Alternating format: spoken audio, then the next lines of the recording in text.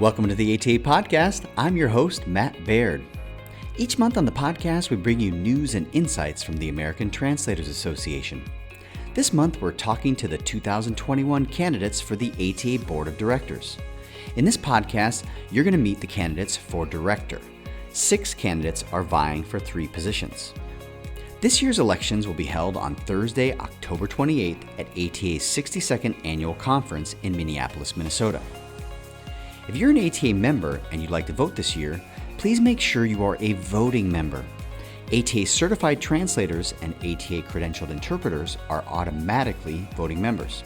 All others need to apply, but the process is super easy and takes only a few minutes, and no paperwork is required. Follow the link in the show notes or go to ATA's website and type membership review in the search box. Be sure to apply before September 30th to be eligible to vote in October. I'd like to thank all the candidates for taking the time to join me. And on behalf of ATA, I'd like to thank you, our listeners, for taking the time to listen in and get to know this great group of people. These are ATA members who are willing to step up and serve you, the association, and essentially all of us working in the T&I industry. By the way, this isn't your only chance to learn more about the candidates. The September-October issue of the ATA Chronicle features the candidate statements. Plus, each of them will get a chance to speak at the ATA conference before the election, at the annual meeting of voting members. All right, you've heard enough from me. Let's bring on our candidates. First up, in alphabetical order, is Yves Baudou. Yves, welcome to the podcast, and thank you very much for your willingness to serve ATA.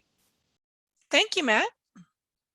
Let's start by having you tell us a little about yourself. Where are you based and what kind of translation or interpreting work do you do? Yeah, I'm based in Lafayette, Colorado, which is in the Colorado Front Range near Denver and Boulder. And just to tell you guys a little bit about myself, I have a French husband and 2 French-English bilingual teenagers. They've grown up fast.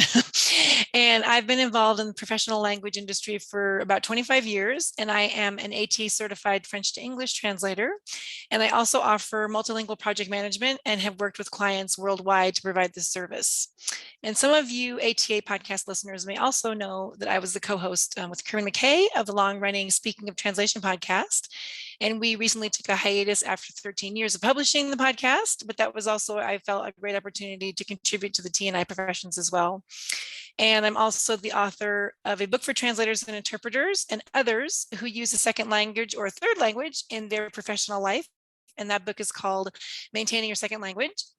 And another translator kind of interpreter thing I do is I sponsor a book club for translators called the Global Reads Book Club. And we focus, of course, on reading books in translation in that book club. And my educational background includes a graduate degree from the Université de Lorraine, which is in northeastern France. And I have an MA from the University of Virginia in the United States.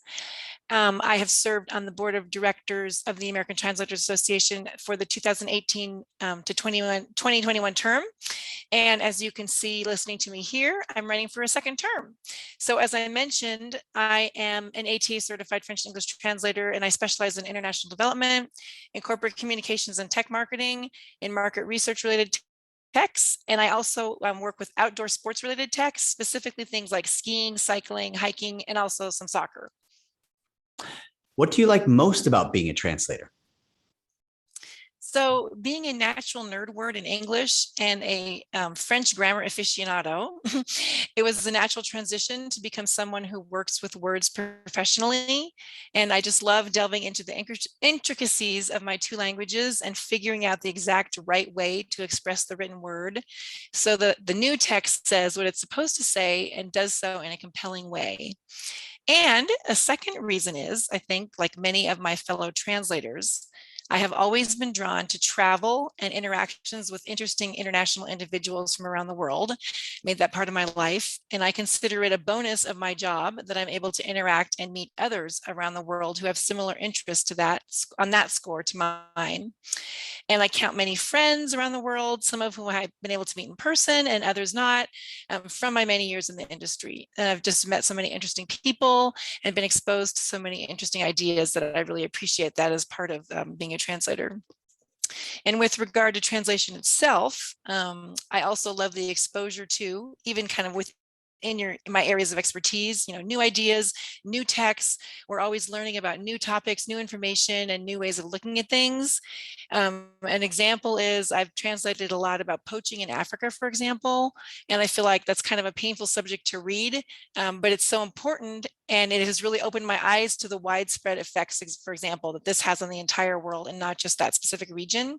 So that's a perspective that I never would have had if I weren't exposed to these new ideas doing what we do, translating.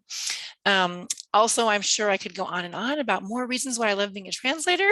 But lastly, I wanted to add, I really appreciate the opportunity it gives me to continue my love affair with the French language and the French culture. My personal life has a French component. As I mentioned, I think I'm married to a Frenchman, but we all get busy, and it helps me to reinforce keeping up to date about what's going on in France culturally, politically, and language-wise as well, when I am able to use my language skills on a professional level and not just on a personal level.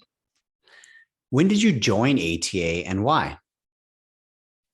So I've been involved with ATA since the mid 90s, and I originally joined because it stood out to me as the premier place for translators and interpreters and for specifically for me as being involved in the translation side of things, how a remote focused profession, and it was a way to make contacts, to learn even more about the industry, to receive continuing education, and it was a place for me to be active as a member.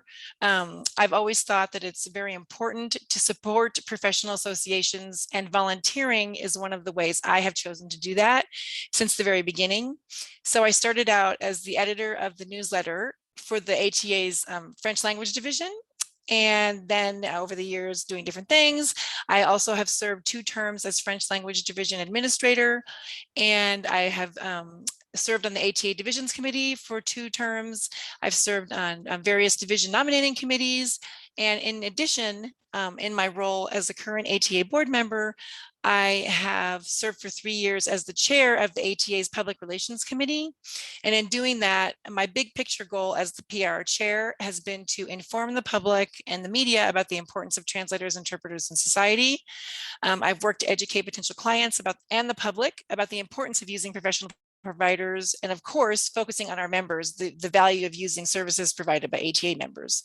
My PR role has also included leading the ATA writers group, which is our purpose with the writers group is to get articles published, highlighting translation and highlighting the ATA in a variety of media outlets. I also interface with the media, from local or industry outlets to nationally recognized outlets like the New York Times, and in doing so, providing them information about translation and interpreting, and also getting ATA and its members recognition. I've also promoted ATA at professional events in that role, to make, again, businesses and other communities who purchase translation and interpreting services aware of the services that are offered by our members. I've also been active on the Governance and Communications Committee, and that committee helps evaluate ATA policies and procedures, and it ensures that the organization is governed efficiently. Why are you running for a second term on the board of directors? So as I mentioned, throughout my career, I have been committed to professional associations and the value that they bring to members. And I also think not just to members, but the industry as a whole. And I have shown that commitment with the many volunteer roles I've had in the ATA itself, and also in my local association, which is also an ATA chapter, and that's the Colorado Translators Association.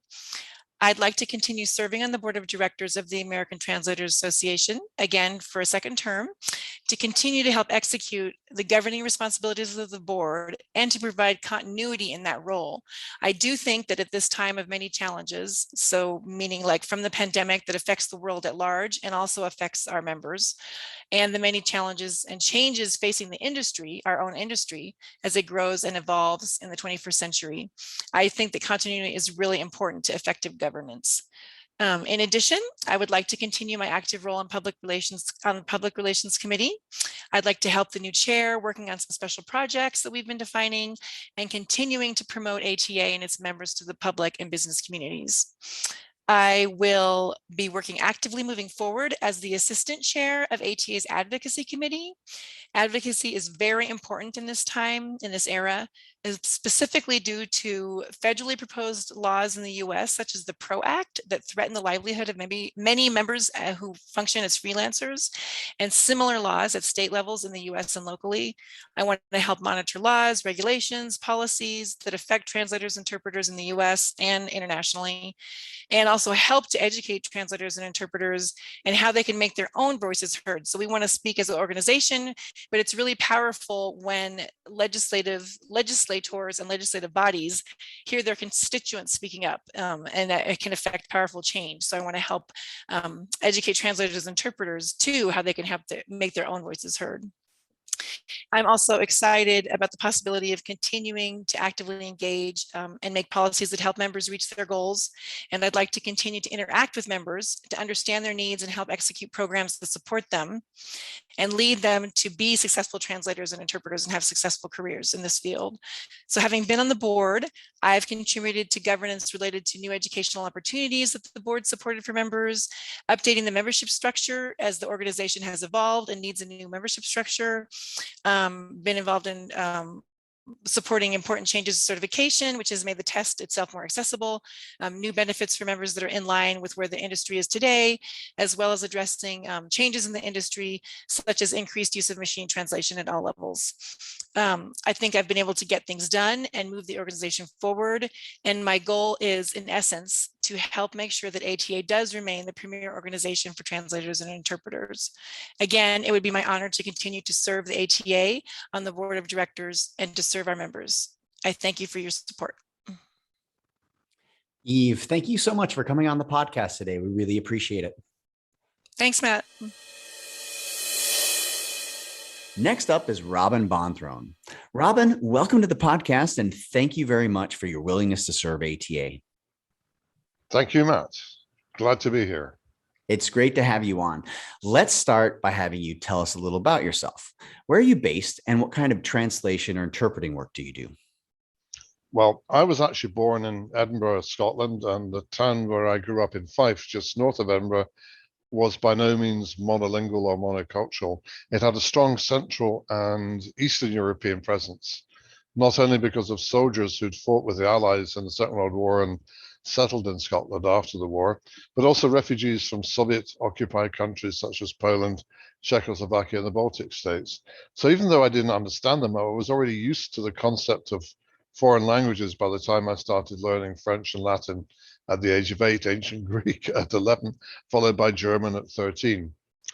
I moved to Germany in the mid-1980s for work, not as a translator, but I started working there as a full-time translator in 1989. And after living in Germany for over 30 years, I moved to Austin, Texas in 2017, where I continued working as a German to English financial legal translator, just as I'd done in Germany. And in fact, my wife, Valeska, and I have just moved out of Austin to live in Sargent, Texas on the Gulf Coast. If you don't know where it is, check it out and just Google it. This is a very different environment to where I've been living for the past 35 years. My specializations are areas such as financial accounting and reporting, tax, financial regulation and supervision, financial communication, financial technology, as well as corporate legal. I also do translate some French to English. I'm ATA certified, and I'm also a qualified member of the ITI, the Institute of Translation and Interpreting in the UK. I've also been involved in training translators, interpreters, and terminologists for more than 20 years, teaching specialized German to English translation and terminology, mainly in the financial legal areas already mentioned. These are in seminars and webinars organized by professional T&I associations such as ATA and also corporations. And I'm really looking forward to the day when I can return to teaching in-person seminars for associations as well as in-house workshops for companies and public authorities. What do you like most about being a translator? I enjoy the challenge of facing new areas in my specialization. For example, when new accounting standards are issued, I also translate them. And when European regulators issue new requirements for banking, financial markets, or insurance supervision, or researching new specializations such as financial technology. Although I localized payment services platforms back in the mid-1990s, some of you may remember DOS, the past couple of years have seen strong growth in the volume of German text requiring translation in the areas of cryptocurrencies and other crypto assets. And it's been fascinating to learn how the regulators are trying to come to grips with these new technologies. Another aspect of my work that gives me tremendous satisfaction is the contact I have with colleagues, not only for my training activities, but also for my work within ATA. I trained translators at all levels at my own company in Germany for around 20 years. And I've been a very active trainer at events hosted by the associations in numerous countries in Europe and the US, as well as in-house training courses at clients. I suppose what I teach is what many people would call hardcore topics, meaning the appropriate bilingual terminology and how it's used in specific translation contexts, as well as the sort of style issues that are often ignored. For example, the style you should use when you're translating financial statements and management reports. I'll actually be talking about this in my presentation at this year's conference in Minneapolis, in person at last. My work on various ATA committees has also been a great source of satisfaction to me. And I'm the first to admit how much I've learned from my respected colleagues on ATA committees such as professional development, business practices, education, finance and audit, honors and awards, and standards. And I'm very much looking forward to the challenge of taking over as chair of the ethics committee starting at this year's conference. Effective committee work means listening more than speaking, much more actually. And especially in ATA, being aware that committee members are all volunteers who are doing this alongside what is normally a very busy professional life. And although every committee clearly has its own dynamic, listening to other committees, other colleagues' viewpoints is always a worthwhile experience, not least because most of them are active as translators or interpreters in different language combinations on a wide range of subject areas. I think all of this is very valuable experience that will enable me to make a positive contribution to the ATA Board of Directors if I'm elected. Tell us, when did you join ATA and why did you join the association? Yeah, I joined as an associate member in 2005, but my first contact with ATA was in 1997 when I attended my first conference in San Francisco. That was a mind-blowing experience. And I followed it by making my first ATA conference presentation in St. Louis in 1999. I've attended the majority of ATA conferences since then, including last year's virtual conference. And I've presented about a dozen regular sessions and 10 pre-conference or AST day seminars. For me, joining ATA was a logical move because I felt very much at home in what is our association. Even though I was living in a different country on a different continent at the time, I regarded ATA as my professional home, and this continues to be the case today. I took the certification exam after moving to Austin, and I'm proud to be an ATA certified translator. My active ATA membership also took me to ATIA, which is the Austin Area Translators and Interpreters Association, of which I'm now president. ATA and ATIA are two very different professional associations in terms of activities, outlook, and membership base. But helping to steer ATIA through these difficult times has proven to be as rewarding as it is challenging.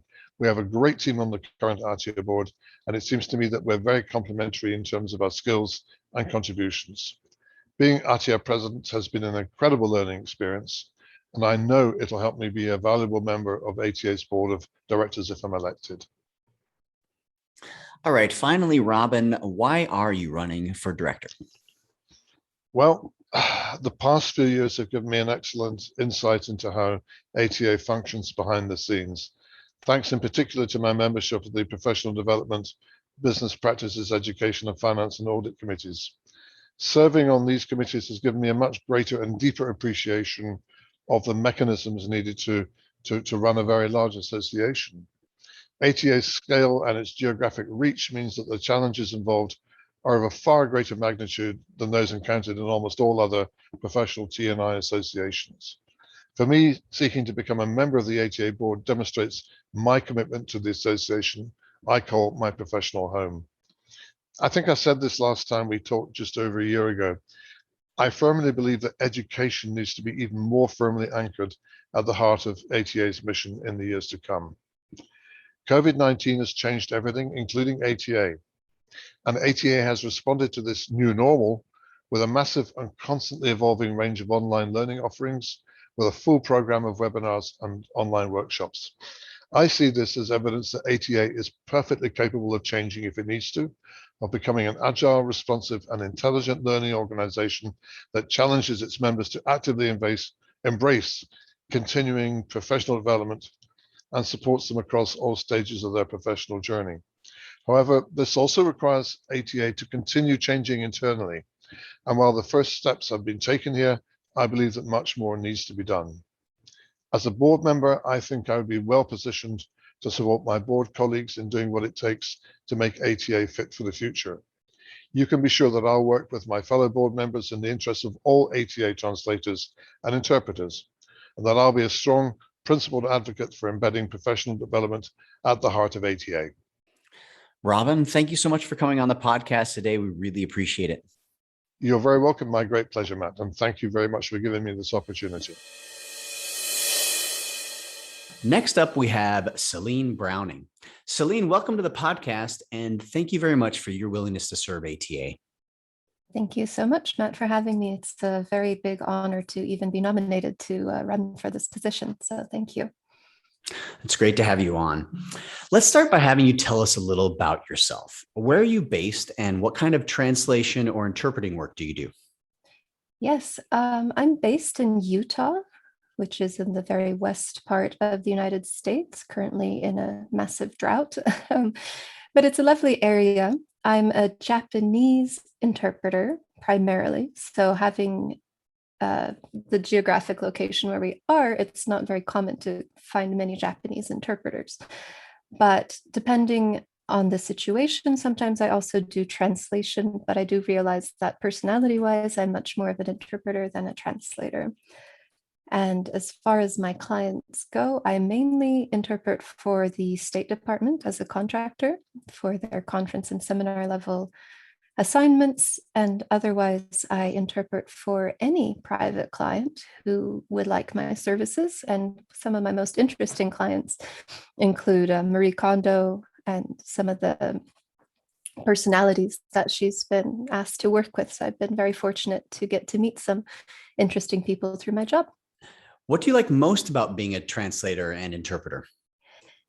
Sure. By being an interpreter, I find that you're constantly learning new things. I think you can say the same about being a translator, and often doing both helps by learning things through translation, and it adds to your vocabulary, and it can be useful when you're an interpreter. But with being an interpreter, you also get to normally go to different locations for your job. So you meet tons of interesting people from all different walks of life, and you get to really be immersed in the job you're doing. Let it be a factory tour for certain tech industries or military bases, or simply a TV studio for another type of job. So I find that you're never short of interesting experiences, and then you end up almost becoming a specialist of trivia in sorts, because you're always learning something new and it's never boring. When did you join ATA, and why did you join the association? Yes, I joined ATA in 2012 when I was a first-year student at what was then the Monterey Institute, currently the Middlebury Institute of International Studies at Monterey. And why did I join? It was very interesting. Our professor of translation that year, who's also a ATA member, was very encouraging to us. She said that year ATA annual conference was going to be held in San Diego, so it would make sense if all the first year students would go. And our class was only 6 people.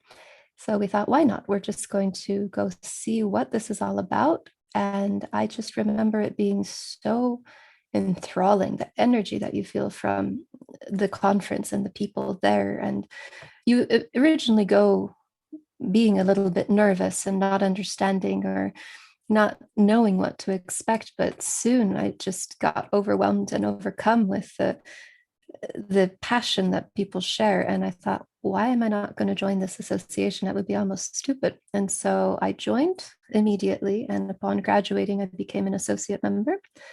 And soon thereafter became very much involved in the Japanese language division, planning and administration. So it's just been really a dream ride for me. And I've only missed the San Antonio conference since I've joined. So ATA annual conference is my favorite thing of the year. Tell us why you're running for office. Yes, thank you very much for that question. I am running for office, honestly, because I was nominated for the position, and I am honored that people found me adequate enough to serve in this role of board of director. And why I'm running specifically after that is because I feel like there are a few things that I could support from the standpoint of director.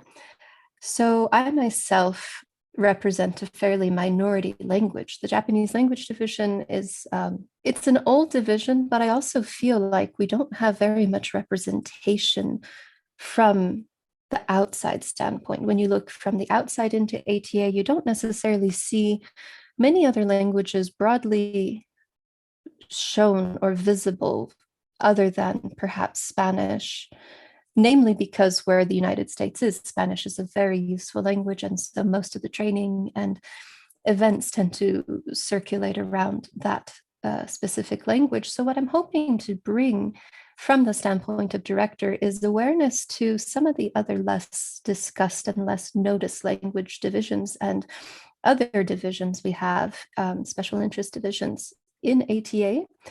I'd also like to really bring more awareness to our profession in general, because I am currently serving as a member of the Leadership Council of the National Small Business Association, hoping to bring awareness to people like ourselves. What do we do? Why should we be represented?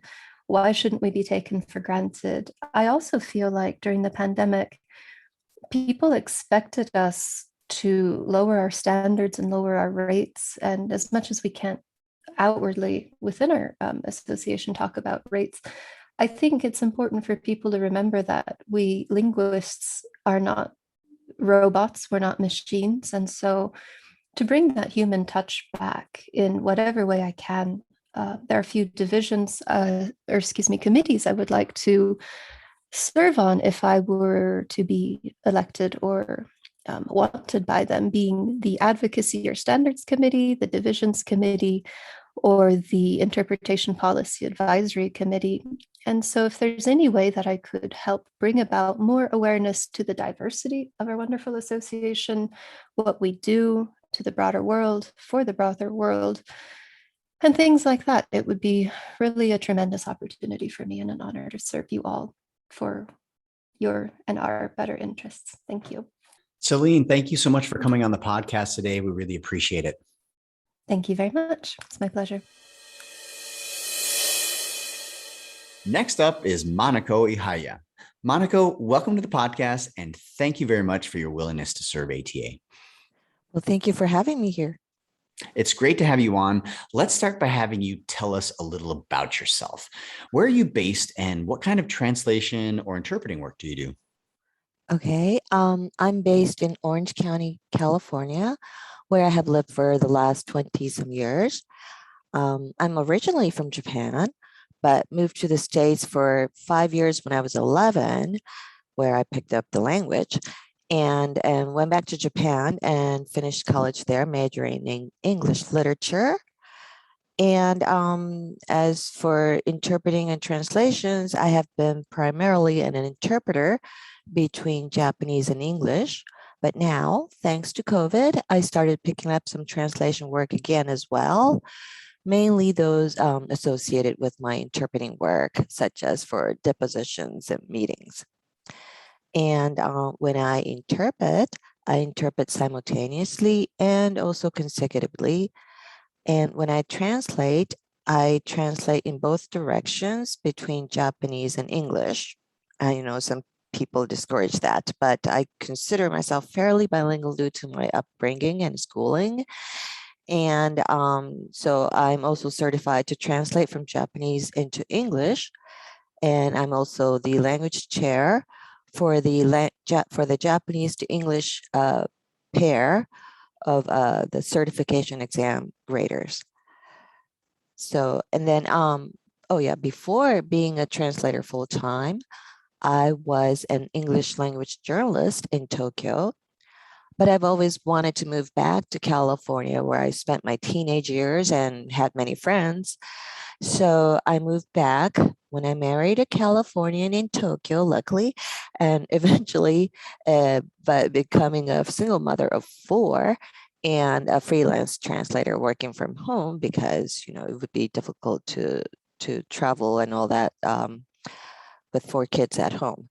So as an interpreter, so now, now that my kids are grown, I have switched primarily to interpreting and traveling wherever it takes me. But nowadays, most of the interpreting is done on Zoom. Well, what do you like most about being a translator and an interpreter? It's the freedom of running my own business. I can travel or vacation whenever I felt like, and even take work with me anywhere in the world. Well, okay, the irony about COVID is that it stopped me from traveling freely. But when I do travel home to Japan to stay with my elderly parents, I can now stay in terms of months since I can take my assignments remotely, interpreting from my father's study or wherever I happen to be. But of course, there are many other reasons. The income, being a freelance interpreter, significantly increased my income as opposed to being a translator. And so now I pay in taxes what I made in a year as a journalist in Japan.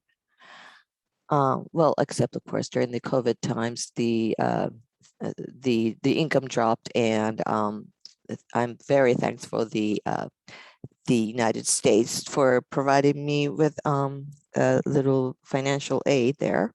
But anyway, so another thing I love about interpreting and translating is it's constantly intellectually stimulating. Just like when I was a journalist, I just loved doing the researching, studying, interviewing people, and it applies, I think, to both interpreting and translations. And also, as an interpreter, you don't just sit at home and work on the computer all day. I get to meet clients in person and help facilitate communication, not just language wise, but also helping with the cultural gap, which I'm sure all of my colleagues can relate to. Legal interpreting is another story, especially with Asian languages, which can be intense when interpreting at patent infringement litigation, product liability litigation, antitrust, depositions and trials. But I like it. It keeps me on my toes. Right on. Now, when did you join ATA and why did you join the association? Okay. I guess now I feel like I'm a dinosaur saying that I joined back in 1999, which was 4 years after immigrating to the U.S. And at first, I didn't have any work. I didn't have any income, so to me, paying the membership fee was like out of the question. I couldn't afford it. But I in the 4 years since I did pick up some translation work back in the day when I went through my telephone book, Yellow Pages, they used to be called, and found some translation agencies in the area, called them up from all of them, and found some Japanese translation work and started to earn enough at least to afford the membership fee. So I joined ATA, and mainly to be certified for translation from Japanese into English, because having been English language journalist, I was versed in writing in English, but because of my name, my Japanese name, people thought that I would be only translating into Japanese. So I had to sort of prove myself to be certified from Japanese into English, that's the direction in which I'm more comfortable in. So anyway, so I did get certified right away. And that was great about being an ATA member.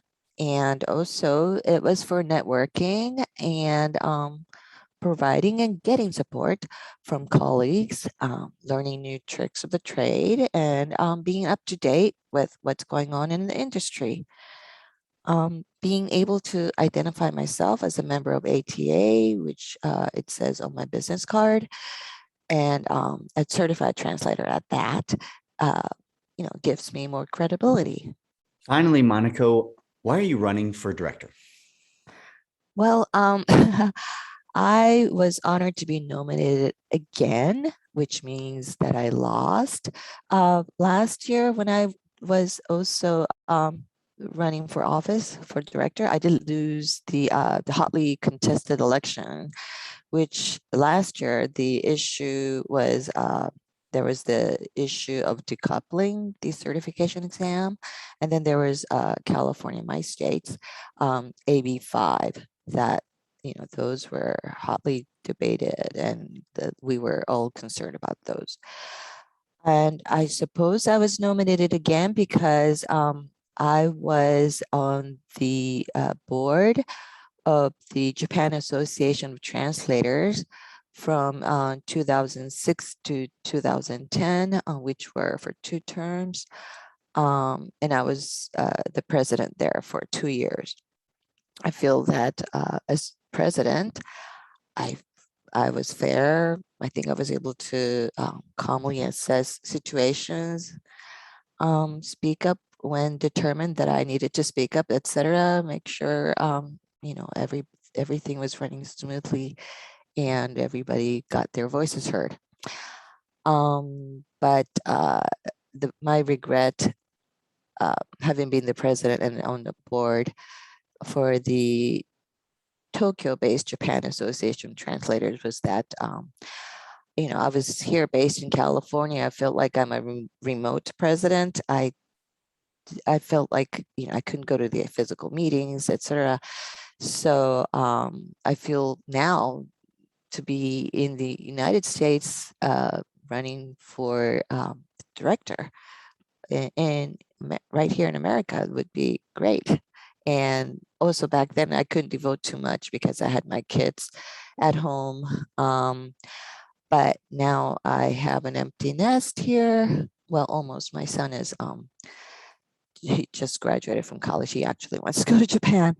But anyway, so I'm going to have an empty nest, and I will be able to devote more time to my work as a director if I am elected. And if I am elected, I hope to help lead ATA to be not only the reassuring presence it was for me when I joined, but also be a powerful advocate and a provider of tools for our profession to deal with these changing and challenging times. And as an association professionally representing global languages and cultures, I think we are in a unique position to help the United States understand and appreciate the diversity that makes our country strong. And I hope to help ATA in that role, both within and beyond the association. Thank you. Monaco, thank you so much for coming on the podcast today. We really appreciate it. Thank you.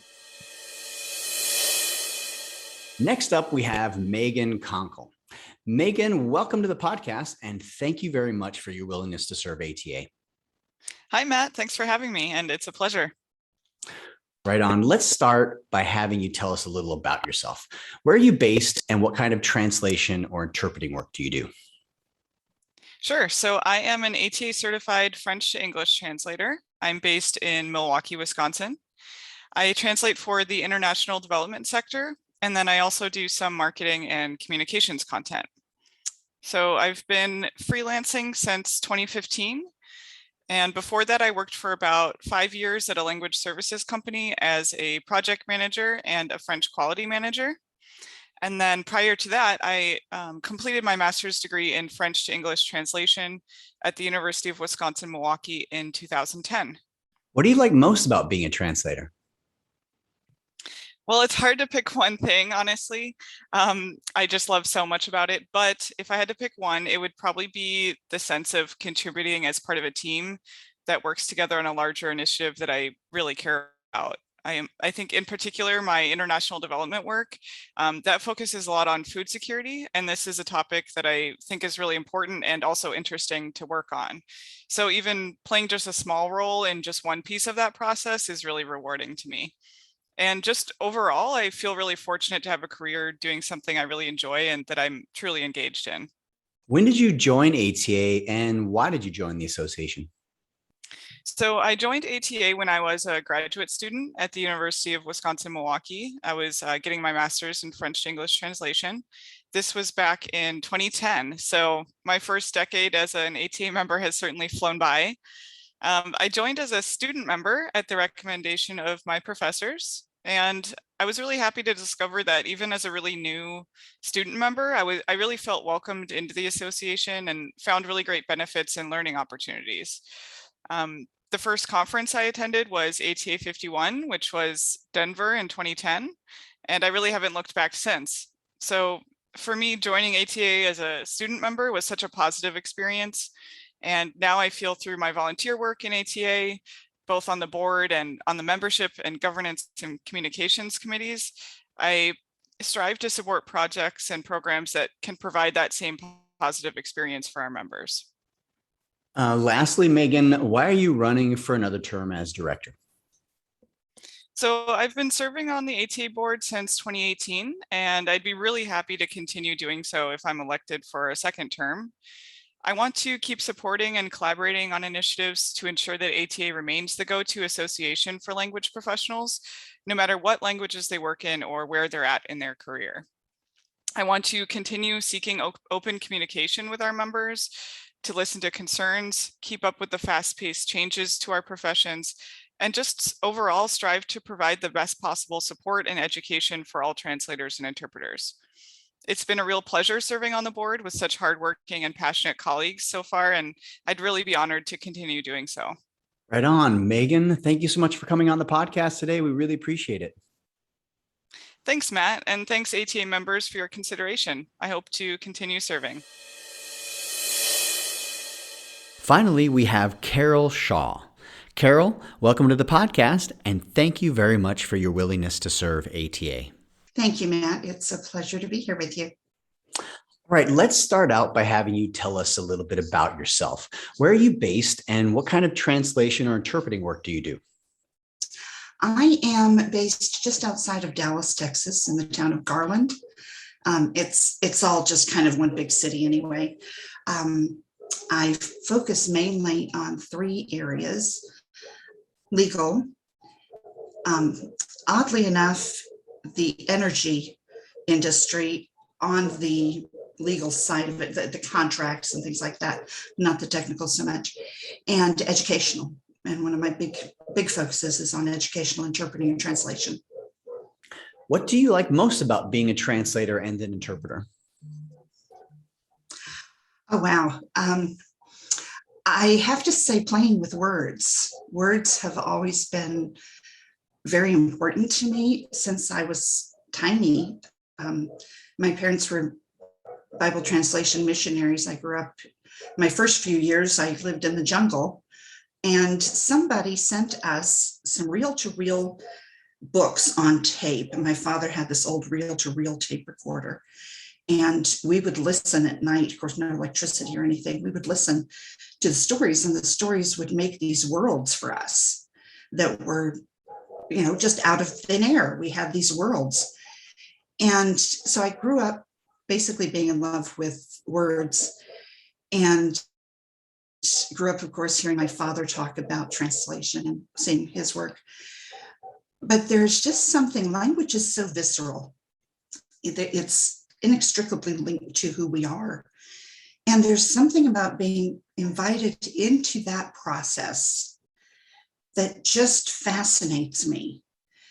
It can be boring stuff, transcripts or school codes of conduct. I mean, they are not exciting, but there's this thing that there's being part of this process by which those parents are learning what this school wants them to do, and that allows those parents to participate.